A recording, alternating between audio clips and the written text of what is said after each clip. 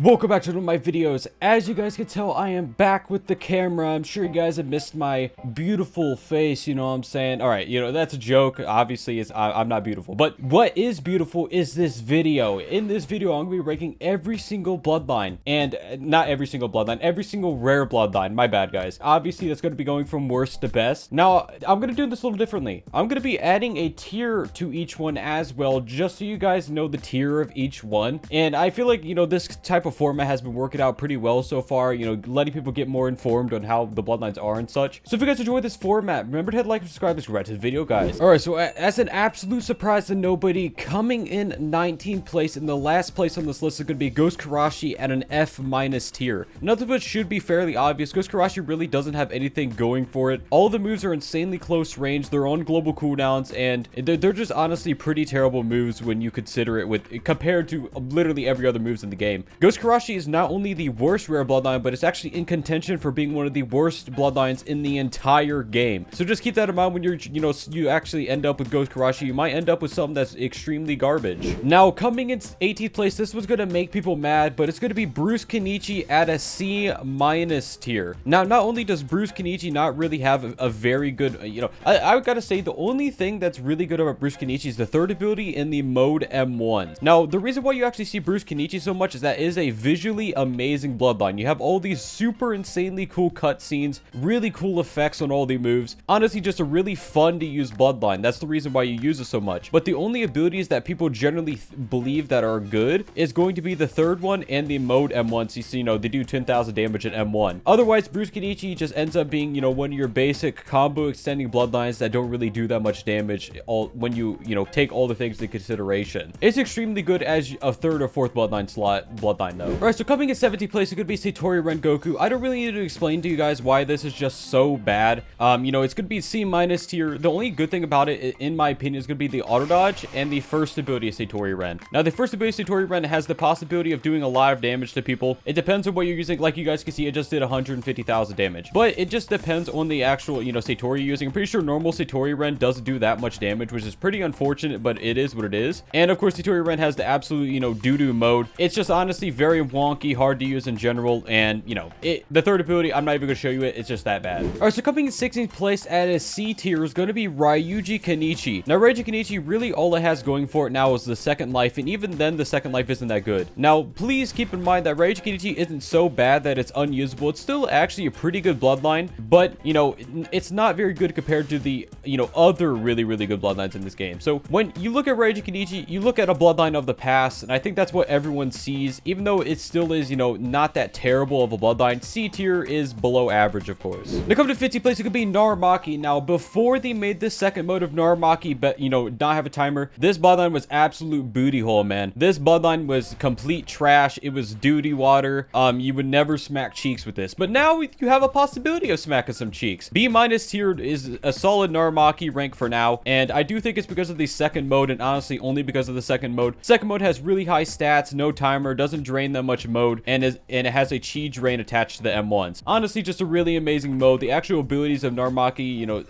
suck feet, but it is what it is, man. Now, coming to 14th place is going to be Ryan Gaiden. Now, Ryan Gaiden has, it's one of those bloodlines that is extremely weird because people generally don't really know what to do with it. Now, when you look at Ryan Gaiden, you see a bloodline that has, very easy to counter. Overall, just abilities that don't really meld well together, but it's an extremely fun to use bloodline, which is the reason why you actually see it so much. Now, even though it is fun to use, it doesn't take away from the fact that it actually is not that great. And the abilities are very predictable, easy to counter abilities in general. And when it comes down to it, people generally only use Ryan Gaiden for the second move, and even then, it's only iframe attack global cooldown, and there are much better moves to use. Ryan Gaiden's at B- tier, by the way. The coming to 13th place, it could be Minakaze at B tier. Now, the only move that I would recommend using for Minakaze is the third one, at least for now. They are working on Minakaze. By the way, at the end of Minakaze 3, you need to M1, otherwise they'll be able to escape. Also, with the second ability now has iframes attached to it a little bit of the time, so it is a lot easier to use this move now. Just keep that in mind when you're using Minakaze. First move is still almost impossible to click in an actual fight unless you have the literal fingers of a god, which,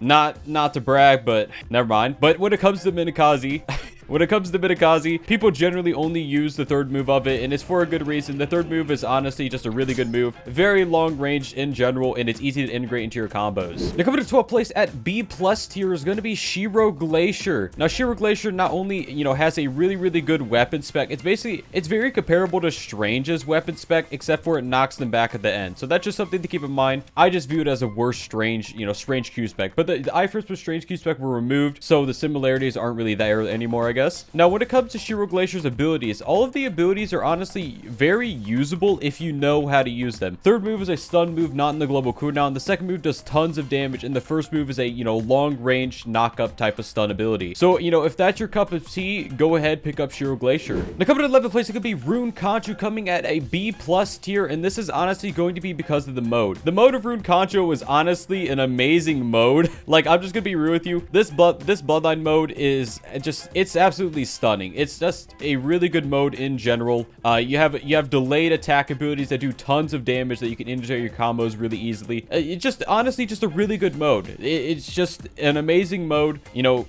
that's pretty much it. The actual abilities of it kind of sucks booty cheeks, but it is what it is when it comes to Rune Conchu. I mean, you take what you can get. Now, coming to 10th place, it's going to be Boramaki. I'm not going to talk about this that much because you guys have heard me talk about Boramaki all the time. Has a really good third mode, and the second ability of Boramaki is honestly, it's like a counter iframe hybrid mix ability. It's a really good ability just to have in your kit. Boramaki is going to be coming at an A- tier, by the way, simply because the third mode is just so good. Now, coming to 9th place, it's going to be Vengeance. Now, Vengeance overall is just going to be a really easy to use combo extending bloodline. Like, I'll show you guys, boom, M1 combo into first ability. You know, it's really basic combos that Vengeance actually has, but basic is good. It's a really noob friendly bloodline, so I'll be giving an A- tier just because it's just an insanely easy to use bloodline. I think that's the reason why so many people like Vengeance, just because it is very easy to use. You know, it doesn't take much thought to use it. You know, you just kind of like, oh yeah, ability, click on them, boom, punch them in the face, you know, smack their cheeks together, you know what I'm saying? But when it comes to Vengeance, you know, solid A- tier, really easy to use combo extending bloodline, very solid. The coming in 8th place is going to be Doku Tengoku. This is another one that I'm not going to talk that much about because it's actually for a very simple reason. Even though Doku Tengoku mode honestly isn't the worst in the world, it's definitely not the best either. It's kind of hard to use in general, but the thing that people use of Doku the most is definitely the counter. This counter is probably one of the top 3 best counters in the entire game. The knockback at the end does make it a little bit harder to combo extend with it, but if you know how to, you know, deal with it, it obviously will be an amazing counter considering it actually steals chi from the other person. Basically, it's a free counter move because it gives you all the chi that you use for it back. Now, another reason why Doku Tengoku is so good is because of the block break. Now, the block break ability does block break stronger block. It also is you're also able to combo extend afterwards with it just because it actually has no end lag whatsoever. Honestly, just a really good 2 set of abilities here, and it's going to carry Doku Tengoku to 8th place at A-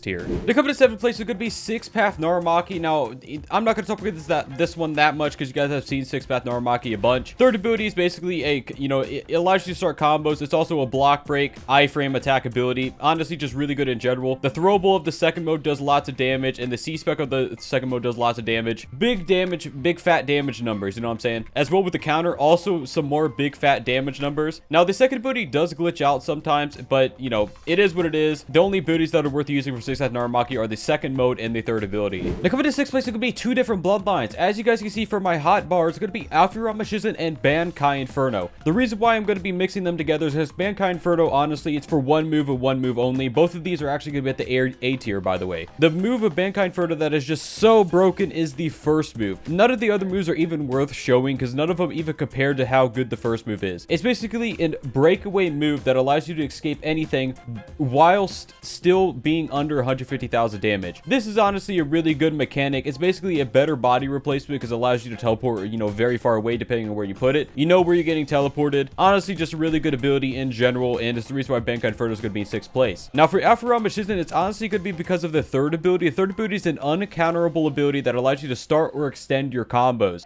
You know, it's honestly just a really good ability based on that. It's also very long range. It does a bit of damage. The other abilities that Alfurama Shizen are honestly very okay. The second move is a Ragdoll stun ability. The first move is a place lock stun. The mode is honestly not that bad. I do think the mode drain of it is definitely going to deter you from using it. It's one of the highest mode drains in the entire game. Definitely needs reduced. I've been asking for it to get reduced for like years now, but you know, it is what it is. Alfurama Shizen and Bankai Inferno, solid 6th place tier, coming at both at A rank. Now, coming to 5th place at an A+ tier is going to be Ragnar. Now, Ragnar, look at this. It's some Shiver Ragnar. Look at this purple lightning. Oh my god. Now, the first ability is an uncancelable block break ability that has a stun attached to it. Probably the single best ability of Ragnar. The second ability does lots of damage, but, you know, it can stun cancel. It also may have a gap depending on whether you lag or not. Just keep that in mind when you're using Ragnar. The mode is horrid, I would say. Like, the C-Spec is quite possibly one of the single worst C-Specs in the game. It's actually comparable to Glacier C-Spec. And you guys may think I'm overreacting. I'm really not. If you use a C-Spec, you're going to get your cheeks slapped together in public servers. Now, what redeems this mode is the high damage M1s as well with, you know, the obvious M1 combo extending ability. But that's, you know, that's not enough to save the mode. I would say stay away from this mode. Only use the first and maybe the counter if you actually need a counter ability. The counter is fine. Now, coming to fourth place is going to be Eastwood Karashi at A+ rank. Nobody expected this, not even me. Ghost Karashi is absolutely nuts. First of all, there's a little, you know, fun thing that you can do. If you use the throwable of Ghost Karashi, and then you can actually M1 them as you're getting dragged in, and it'll continue dragging you with them. Honestly, just a really cool, fun little thing you guys can do. But the main reason why Eastwood Karashi is actually going to be in this tier is because of the third ability and the first ability. The first ability is a very, very, very long-range combo extendable ability. Has practically zero end lag, so that's why it's so good at combo extending. And it's actually insanely long range. It's a very, very long-ranged ability. Now, the third ability is an iframe attack ability with zero end lag that allows you to actually combo extend with it. Don't know why they added more iframes and no end lag to it, but you know, it is what it is, I guess. Eastwood to Karashi, people want it to be broken. There you go, man. Solid A+ rank. Not quite breaking into the S-, just because the mode and the second ability really are not that good. Now, coming to third place is going to be Strange at S- tier. Now, Strange, even with the nerfs, is still going to be a really good bloodline. There's not really much to say about this. The kind of, you know, it went from being S++ to being S-. I do think Strange it's a lot more balanced than it was. That's what I'll say. I mean, the abilities do lots of damage. You still have very long stuns. You still have, you know, M1s that do more damage. You still have the M1 combo extending Q-Spec. It has no iframes anymore, so just keep that in mind. And then you still have the time stop block breaking ability that heals you back your HP to what you had before. It's still a really, really good bloodline. It's just not as busted as it was before. Now, coming to second place, it could be Shindai Akuma. This is going to be another one I'm not going to talk about that much. You guys know what Shindai Akuma does. It's been in the game for literally forever, and it's almost always been good, except for there was a period of time where it was trash. It's back now, baby. But yeah, this is obviously going to be an S-rank bloodline right here. First move is a counter move that allows you to actually combo extend based on, you know, whatever you use. It also summons a bunch of clones that does a bunch of damage. Now, what I actually like to use for Shindai Akuma for is farming. Honestly, just a really, really great farming bloodline. It actually does contribute to its tier on this list. It's by far one of the single best farming bloodlines for Gen 3 specifically, and for normal bosses, it also is still quite a good farming bloodline. Now, Shindai Akuma mode does have the weapon spec that has a low cooldown mode draining ability that has iframes attached to it. Counter is insanely good. Solid, very, very solid S-tier bloodline. I would recommend getting it if you guys haven't, just because I don't think this bloodline is going to be touched very much. By the way, guys, what is your favorite rare bloodline in Shindo Life? Remember in the comments below, we'll be checking them out. Now, coming in first place as the only S- bloodline on this entire list is going to be Snake Man. Now, I put Snake Man at #1 on the top 10 best bloodlines in Shindo Life, and some people freaked out about it. They're like, Snake Man is so easily avoidable, counterable. And to that, I just go, you know, like, what are you talking about, bruh? You making me do the old Mickey Mouse Goofy laugh over here with how stupid that sounds, man. Like, Snake Man, moded Snake Man first ability does 100,000 damage, is instant, stuns, combo extends, whatever you want. It is quite possibly the single best ability in the entire game, hands down. And that is not even like all Snake Man has. Snake Man has the insanely, you know, good Q-Spec counter ability. Well, I wouldn't say insanely good. It's a damage counter ability. I meant to say the throwable. The throwable of Snake Man attached to the M1s of Snake Man allows you to move stack with the throwable, which does a ton of damage on its own, is a stun, true combo extending instant ability that takes no global cooldowns whatsoever. You have big delayed damage ability that allows you to do huge burst combos. If you guys like, some people don't really understand why delayed damage is so good right now. Just to clear the air, just so you guys know, predicted attacks is not the same thing as delayed damage. Now, delayed damage, just so you guys, just so you guys can, so I don't get comments saying it is so predictable. The C-Spec of Rune Kanchu and Snake Man allow you to do 140,000 damage. You use the C-Spec and then you use another high damage ability at the same exact time as the C-Spec lands while they're stunned, and it makes you do up to like 250,000 damage instantly. So if you use the C-Spec while they're in a place lock stun, and then you use the first ability as the C-Spec lands on them, you will literally do like 300,000 damage if you're at the 140k damage mark before that. Just keep that in mind, you know, when you guys consider something predictable. I would say the only truly bad ability of Snake Man is the second one. It has weird, like, it has a really weird hitbox. Half the time, when your fists are punching them, it doesn't hit them. It's only stun goblin cooldown, which also makes it quite bad. I would say the only